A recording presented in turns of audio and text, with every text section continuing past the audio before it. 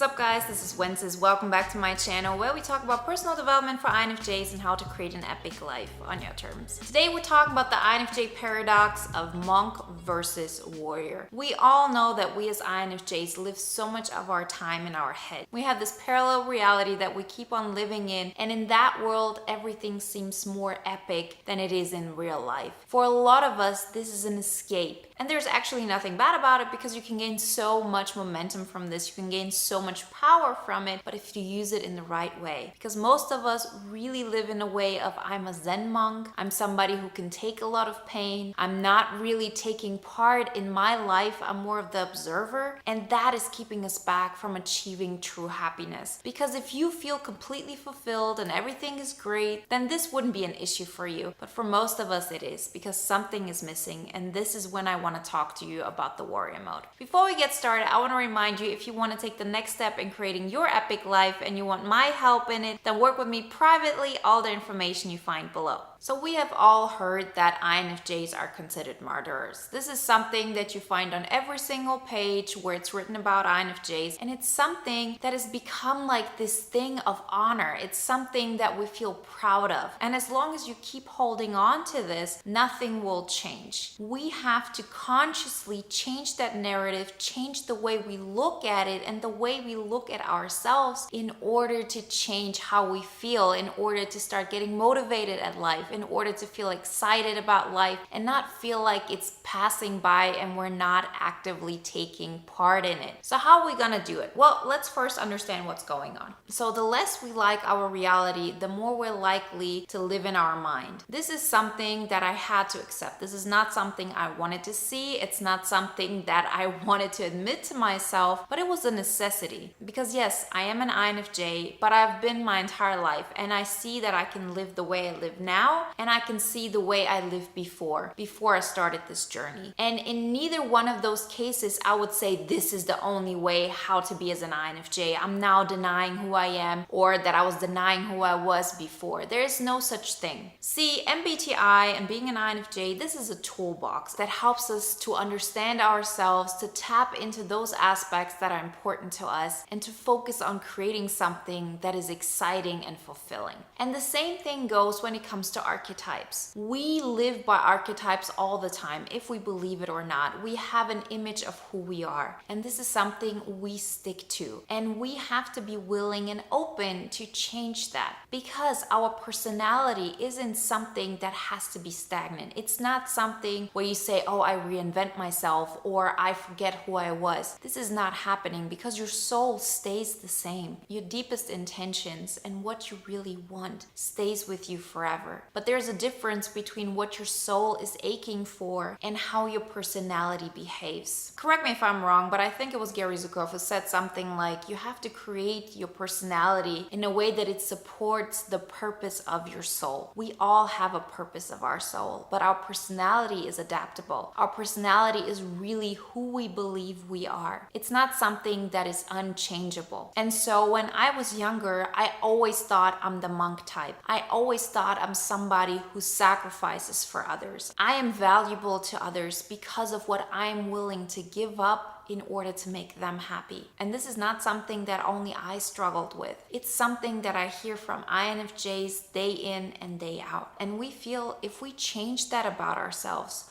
who are we then? And most of all, who's gonna like us? Because underneath all of this, there's always this thought of, I deserve to be liked because this is what I'm willing to do for the other one. And it doesn't matter if it's a parent, if it's somebody that you're in a relationship with, or friendships. We believe that this makes us valuable because there's this lack of understanding that if we fight for who we are, if we fight for the purpose of our soul, we can do it in a way that doesn't mean that we have to sacrifice our own well-being. And if you've been watching my videos for a while, you know how important it is for me and for this entire movement for us to make sure that our cup of energy runs over. So we have to give energy to us first. We have to make sure that we're taken care of, that we're fulfilled. We have to get to a point where we want to give and help others and serve the purpose of our soul out of joy and not out of the necessity that this is the only way we gonna get love from other people. And once we accept that, and once we're able to take the risk of being abandoned, of having people in our life who don't want to be with us, for us being ourselves, for us putting ourselves first, then the whole transformation can begin. Because isn't that something that so many of us are really afraid of? That the moment we start putting ourselves first, the moment we start caring about what we want, that others will think, well, why would I want to hang out with them? They're not doing anything for me. I've heard this more than once and I know I've lived it. But how does this whole thing play into the monk warrior scenario? Well, we have this warrior mentality within us. But so far, if we put this monk quality at first glance, it always seems like that I will use my power as a warrior to survive. I will use it to show the other one how much sacrifice I'm willing to make, because then they will see how strong I am without hurting them.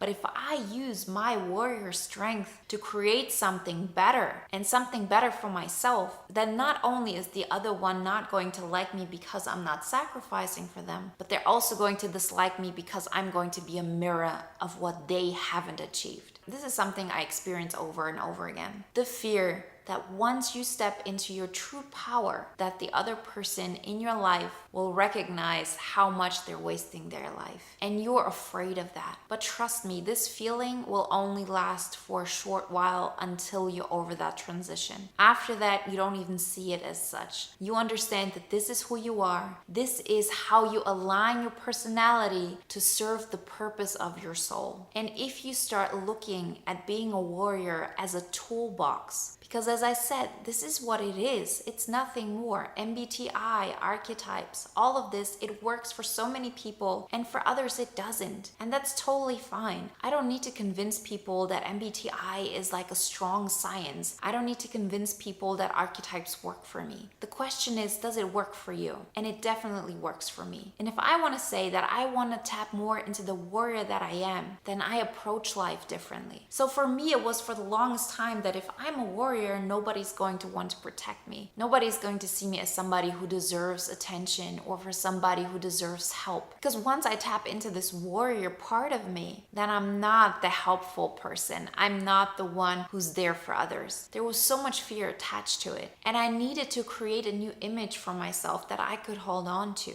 So that meant for me to listen to songs that connected to that warrior part of me. It also meant that I would look into movie characters that I could identify with. Because remember this, no matter who you see in a song or in a video, or if you think of an archetype, that's you. That's not me. If I look, for example, at Wonder Woman, I see something completely different than another person. That is the same thing with any kind of archetype. We all see it through our lenses, through our truth. So we connect to a part of ourselves. We don't try to take on something that is not ours to begin with. But what we do is that we lean more into certain parts of us. And I'll never stop having this monk personality within me. In a lot of archetypes, I see myself as a priestess because I love to help and I love to inspire people to see their own strength. I love being this part, but I couldn't express all of this. There was no way I was able to really serve that purpose of my soul if I wasn't leaning more into the warrior type.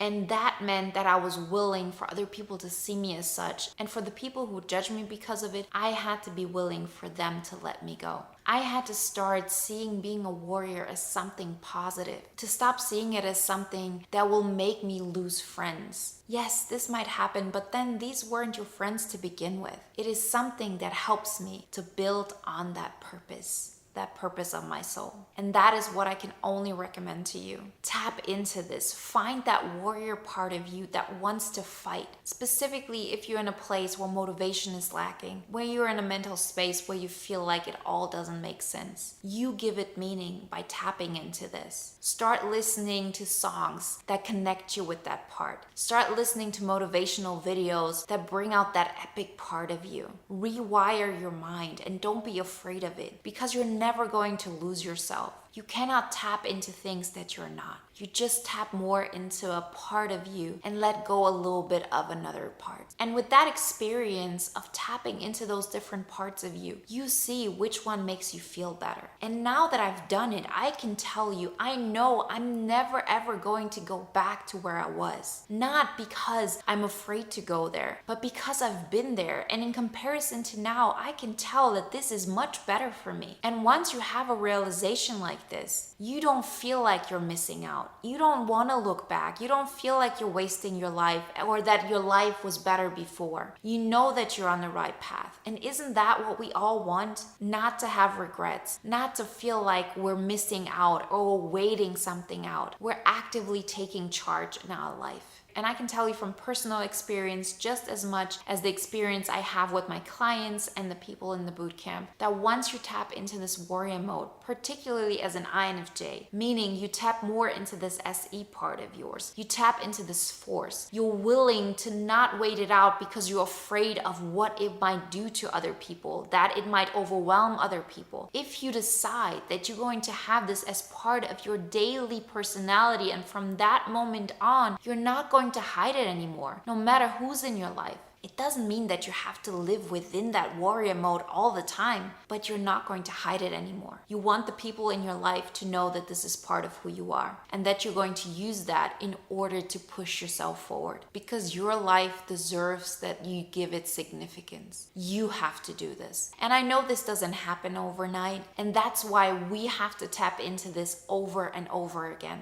And the good thing about it is you never have to worry about losing that monk quality of yours, that Zen-like energy. That's part of you. You will only lose the things that don't serve you anymore. And yes, I'm going more into the warrior mode day by day, but this thing, the Zen-like quality that I have, I actually allow it to come forward more. I grow in all aspects, because once you tap into a part of you that helps you grow, that helps you to gain energy, you have that much more capacity for everything that you are, and you become more of everything you ever wanted to be. So dare to be more of a warrior. Dare to fight for yourself. Dare to create something and to believe in it and to put your power behind it and to create something out of your own ideas and your own vision. Your ideas and your vision are powerful and significant, and the only person who can bring them to life is you. Be the warrior that you deserve, and you'll see that your life will turn